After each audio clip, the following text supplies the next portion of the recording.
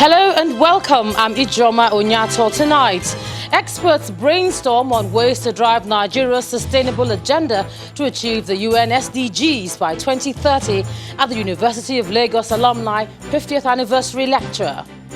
Ministers raise concern over inadequate budgetary provision for critical infrastructure in the country as they continue their budget defense at the National Assembly. Police uncover yet another illegal rehabilitation center with 108 inmates in Ilorin, the Kwara State capital. And UK Prime Minister Boris Johnson promises to give members of Parliament more time to debate his Brexit deal if they agree to a general election by December 12th. On business news tonight, Nigeria moves up 15 places in World Bank's latest ease of doing business ranking. On sports news tonight, Air Warriors of Abuja emerged champions of the 2019 Nigeria Women Basketball League for the first time. And from Abuja, Vice President Yemi Osinbajo warns against the use of social media to spread fake news aimed at causing disaffection in the country.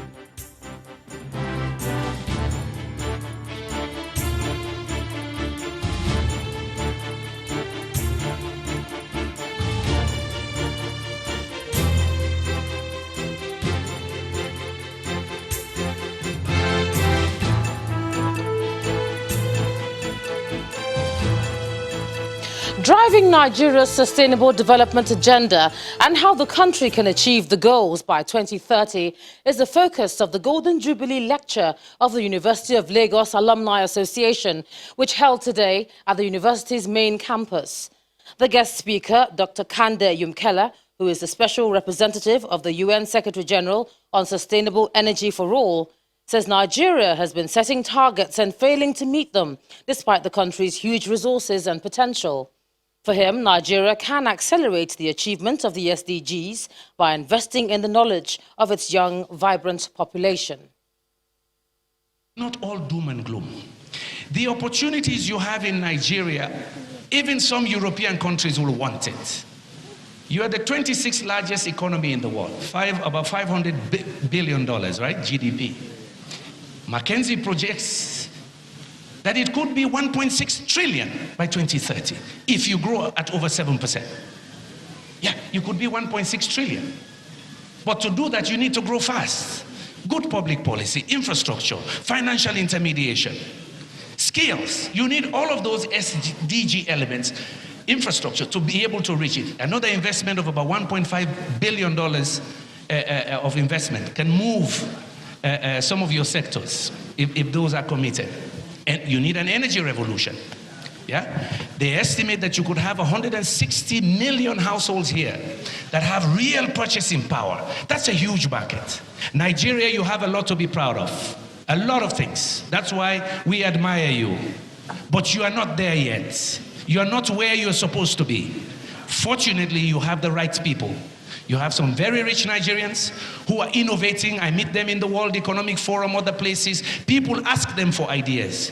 Your leadership should ask the business people, how do we make Nigeria great again? And of course, you, the youth, should have that answer. It is you, the young people, who will make Nigeria great, and everybody will benefit in Africa.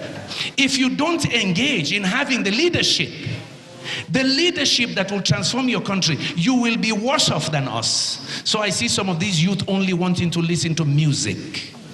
Politics is not my business. Okay, sit down for corner. Somebody else will do the politics. You hear what Professor Lumumba says, right?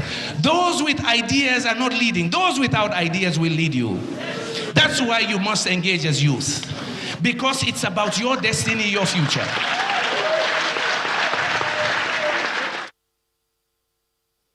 Meanwhile, panelists at the lecture are advocating for collaboration among government agencies, the private sector and communities if the Sustainable Development Goals will be achieved. The Chief Executive Officer of Financial Derivatives Company and a member of the Economic Advisory Council, Mr. Bismarck Rewane, says Nigeria cannot continue to do things the way they've always been done and expects a different result. Other panelists, including entertainers at different sessions, shared their views on the ways to achieve the SDGs. Madam. That's what it means. The University of Lagos Alumni 50th Anniversary Lecture starts with a panel session comprising of some key players in the entertainment industry who share ideas on how to tap into the creative ecosystem and boost economic viability, moderated by Bonlale Austin Peters. If you understand and you stay focused, not just focused, but firm, the industry will not be able to do without you as well. A lot of times you fail at things you're doing right now, not because you're not good enough, but because it's just not your time yet. Give me a round of applause. Afterwards, a multidisciplinary panel leads robust and practical conversation on what Nigeria needs to do to achieve the Sustainable Development Goals. Mr. Bismarck Riwane, a member of the Presidential Economic Advisory Council, says Nigeria's problems are well documented, yet the country is not getting desired results. He gives reasons for that. The problems of Nigeria are well documented.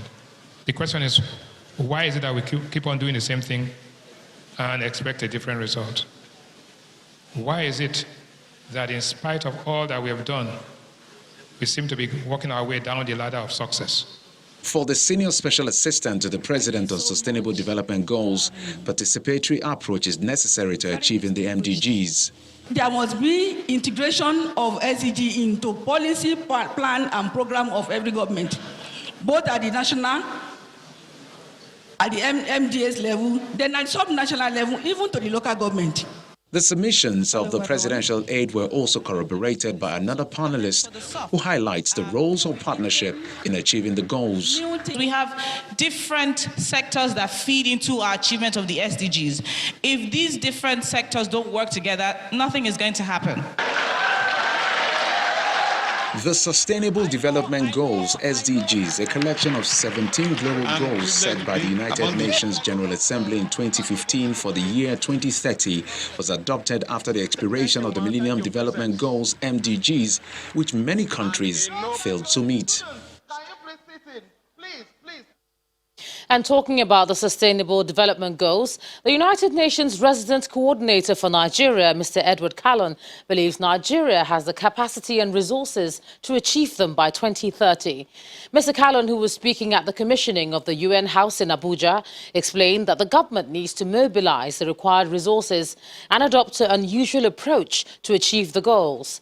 The commissioning is part of the activities to mark the 2019 UN Day.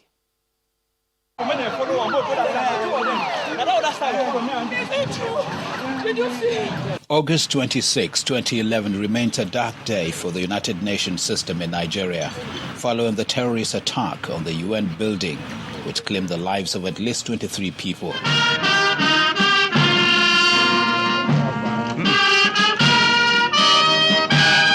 Officials of the United Nations and representatives of the federal government lay wreath in remembrance of those who lost their lives. May their souls rest in perfect peace. Inside the building, it was a solemn atmosphere as they recalled events of that day. It was a fateful day in August 2011. We were on the Security Council, and the agenda for that day was international peacekeeping.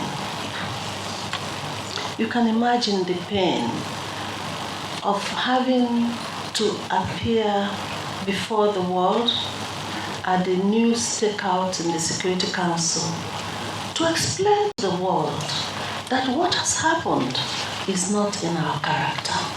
Let me once again congratulate you on your return to this rebuilt house, and also reassure you that the government of Nigeria is committed to the security of life and property of all the staff of the UN, their families, and the institutions of the United Nations in Nigeria.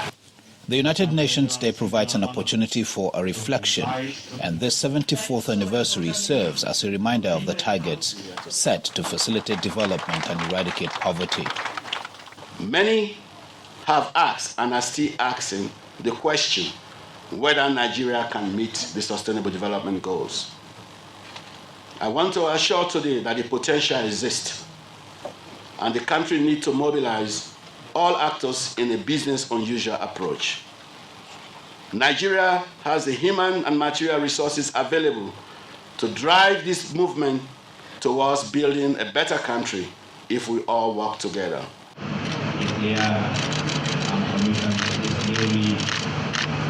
The commissioning of the building is the high point of the ceremony as the United Nations resumes full operation in the renovated building 8 years after the attack. Now, news just reaching us says a building has collapsed in the Surulere area of Lagos. The Director General of the Lagos State Emergency Management Agency, Mr. Femi Osonyitolu, told Channels Television that the incident occurred this evening on Rufai Street, off Makinde Street, Ojuelegba, Surulere.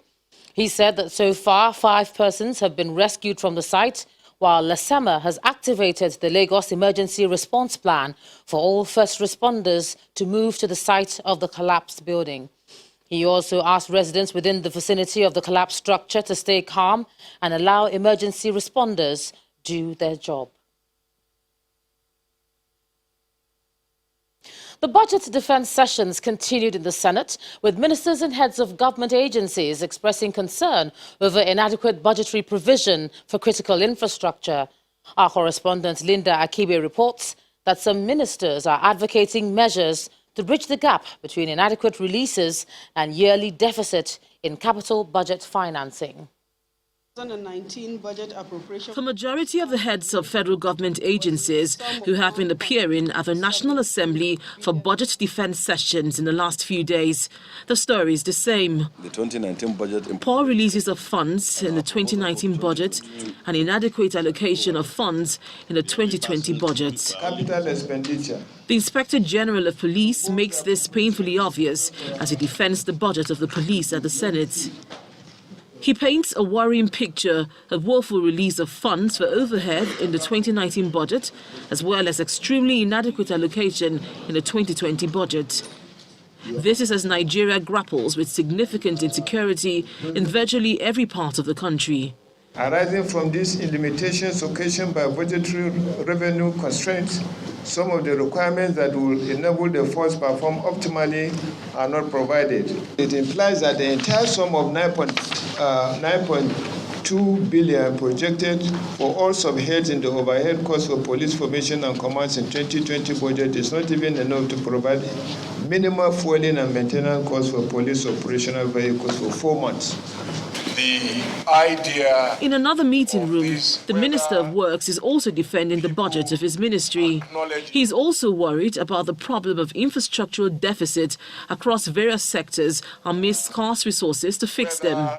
He's advocating for the launch of a national infrastructure bond of 10 trillion naira to close the gap of fund releases and yearly deficit in the financing of capital budgets. If we launch such an instrument with a very competitive coupon rate, backed by law, as a very secure investment that people can put their money into, I think that is one way to entice, if that is the word, to inspire agencies like the pension funds to invest money in a secure government-backed instrument. Committee members appear to be in support of the minister's proposal for the 10 trillion naira bond, even as Mr. Fashola disclosed that as at October 15, 2019, only 53.3 billion naira was released to the works sector in the 2019 budget, which amounts to 23.88% capital budget performance. Linda Akibe, Channels Television News.